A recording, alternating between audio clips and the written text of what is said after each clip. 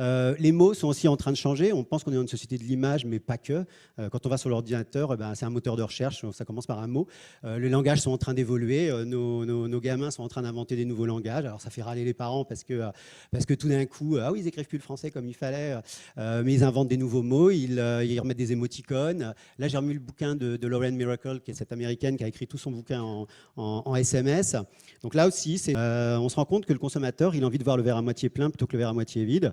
Et en France, c'est assez intéressant. Et l'idée qu'il commence à vouloir apprivoiser le futur et qu'il commence à en avoir un peu assez du rétro, du vintage et puis toute cette lâcheté créative ou commerciale. Donc il commence à avoir envie d'apprivoiser ce futur. Alors il est où ce futur? Il sera certainement dans la fusion entre le rationnel et l'émotionnel. Ça, c'est un élément important. D'innovation, ça donne toutes ces structures hybrides, ces matériaux hybrides, ces techniques hybrides, voilà, de mélange de naturel et de synthétique. On parle de nouveau art nouveau, nous, au sein de l'agence. Voilà, toutes ces possibilités d'une espèce de fluidité.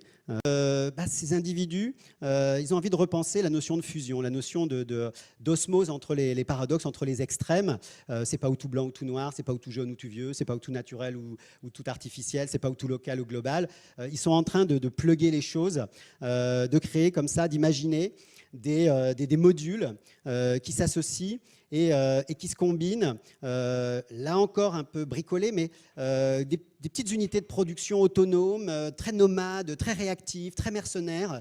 Voilà, justement, des choses qui se déplacent sont là, peuvent être demain à côté, et qui sont extrêmement intéressantes parce qu'elles sont en train de reprendre le pouvoir, justement à base d'éléments qui se combinent, qui s'associent, toujours avec cette idée du jeu.